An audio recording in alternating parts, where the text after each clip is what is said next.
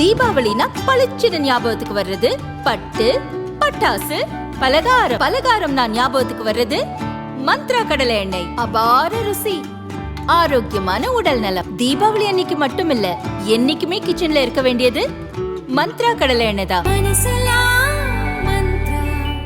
Welcome to Ratna Fan House Sparkling New Year Sale. December 31 முதல் ஜனவரி 4 வரை 5 நாட்களுக்கு மட்டுமே. Sparkling New Year Sale. Ratna fan house, Rajabathar street, T Nagar. சோறு வந்துருமான்னு கேட்குறாரு திரும்ப அவ்வளவன். கலைஞருக்கு பேனா வச்சா எய்ம்ஸ் கிடைச்சிருமா, சோறு கிடைச்சிருமா, கல்வி கிடைச்சிருமா?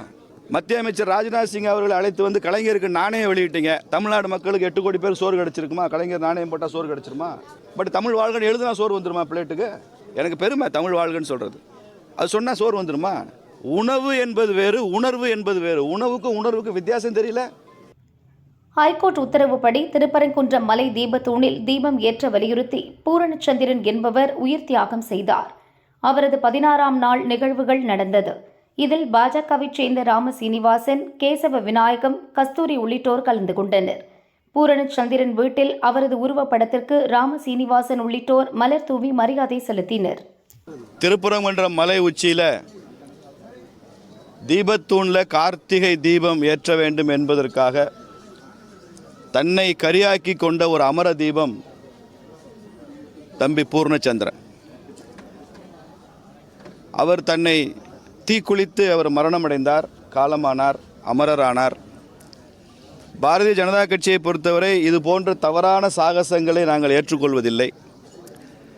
தர்மத்தை காக்க ஒருவன் உயிர் வாழ வேண்டுமே தவிர தர்மத்திற்காக நான் சாகிறேன் என்ற முடிவு தவறானது. அது இளைஞர்களை தவறாக வழிநடத்தும் என்பதுதான் எங்களது அணுகுமுறை. அதைத்தான் நாங்கள் எல்லா இடங்களும் சொல்லி வருகிறோம். ஆனாலும் நடந்துவிட்ட உயிர் தியாகத்தை ஏற்றுக்கொள்ளாமலோ போற்றாமலோ இருக்க முடியாது. இன்றைக்கி 16வது நாள். இன்றைக்கி அவரது வீட்டில் 16வது நாள் ஒரு இந்துவாக என்னவெல்லாம் சடங்குகள் செய்வார்களோ அதெல்லாம் அவர்கள் செய்து கொண்டிருக்கிறார்கள். பாரதிய ஜனதா கட்சி, RSS, இந்து முன்னணி பேரியக்கம் உட்பட அனைத்து இந்து இயக்கத்தினுடைய நிர்வாகிகள், தொண்டர்கள்லாம் வந்து இன்றைக்கி பூர்ணச்சந்திரனுக்கு, நம்ம எல்லாம் விட்டு மறைந்து சென்ற பூர்ணச்சந்திரனுக்கு அஞ்சலி செலுத்தி அவரது குடும்பத்தினருக்கும் நாங்கள் ஆறுதல் சொல்கிறோம். சார், இப்போ தீபம் ஏற்ற வலியுறுத்தி தான் பூர்ணச்சந்திரன் உயிர் வந்திருக்காரு. அந்த தீபம் ஏற்றிட்டா சோறு கிடைச்சிருமா, எய்ம்ஸ் கிடைச்சிருமா, கல்வி கிடைச்சிருமான்னு திருமாவளவன் கேட்குறாரு. அதை நீங்கள் எப்படி பார்க்குறீங்க? கலைஞருக்கு பேனா வச்சா எய்ம்ஸ் கிடைச்சிருமா, சோறு கிடைச்சிருமா, கல்வி கிடைச்சிருமா? மத்திய அமைச்சர் ராஜ்நாத் சிங் அவர்களை அழைத்து வந்து கலைஞருக்கு நாணயம் வெளியிட்டீங்க. தமிழ்நாடு மக்களுக்கு 8 கோடி பேர் சோறு கிடைச்சிருக்குமா? கலைஞர் நாணயம் போட்டால் சோறு கிடைச்சிருமா? கிடைச்சிருமா சார்? ஊருக்கு தமிழ் வாழ்கன்னு எழுதி வச்சுருக்கோம். பெருமையோட ஒரு தமிழோட நான் சொல்கிறேன். பட் தமிழ் வாழ்கன்னு எழுதுனா சோறு வந்துருமா பிளேட்டுக்கு? எனக்கு பெருமை தமிழ் வாழ்கன்னு சொல்கிறது. அது சொன்னால் சோறு வந்துருமா? உணவு என்பது வேறு, உணர்வு என்பது வேறு. உணவுக்கும் உணர்வுக்கும் வித்தியாசம் தெரியல. சோறு வந்துருமான்னு கேட்குறாரு திரும்ப அவ்வளவன். இப்படியா ஒரு சமுதாயத்தை கூட்டத்தை தயார் பண்ணுறார் அவர்? சமுதாயத்துக்காக ஒரு பணி செய்கிறதெல்லாம் வெறும் சோறுக்காகவா, சுயமரியாதைக்காக பணி செய்கிறார் அவர்? திருமாவளவன் அவர்கள் பணி செய்வது தமிழ் சமூகத்திற்கு சோறிடவா, சுயமரியாதை இடவா? இதெல்லாம் சுயமரியாதைங்க, உணர்வு. கார்த்திகை தீபம் ஏற்ற வேண்டும் என்பது உணர்வு. அந்த மலை இந்துக்களுக்கு சொந்தமானது என்பது உணர்வு. 2000 வருஷமாக முருகனுக்கு சொந்தமான மலை என்பது உணர்வு. இதில் உணவுக்கா முக்கியத்துவம் இருக்க? உணவு வேற, உணர்வு வேற. ஒரு அரசாங்கம் தான் உணவளிக்கணும், வெல்ஃபேர் ஸ்டேட், நலத்திட்ட அரசு. உணர்வு ஊட்டுறது சமூகங்கள், இயக்கங்கள், சித்தாந்தங்கள்லாம் உணர்வு ஊட்டும். அதைத்தான் நாங்கள் செய்கிறோம். இப்போ நீங்கள் செஞ்சதுலாம் எல்லாரும் சோறு போட்டுருச்சா? எல்லா இடத்துலையும் கலைஞருக்கு செலவு வைக்கிறீங்க, அதெல்லாம் தமிழனுக்கு சோறு வந்துடுமா? எல்லா பஸ் ஸ்டாண்டுக்கும் பெரியார் பேருந்து நிலையம் பேர் வைக்கிறீங்க, தமிழனுக்கு சோறு வந்துடுமா? பேர் மாத்தினா சோறு வந்துடுமா? அபத்தமான பேச்சு. சார், இப்போ தீபம் ஏற்றம்னு சொல்லி நீங்கள் வந்து இப்போ போராட்டங்கள் எதாவது வைக்கிறீங்க. ஆனால் மதுரை MP சு வெங்கடேசன் வந்து இதுக்கு எதிராக வந்து அவங்க மத நல்லிணக்கம் சொல்லி இப்போ உண்ணாவிரதம்லாம் பண்ணுறாங்க. நீங்கள் மத கலவரத்தை தூண்ட பார்க்குறீங்க. எங்கே மத கலவரம் இருக்குன்னு சொல்லணும்.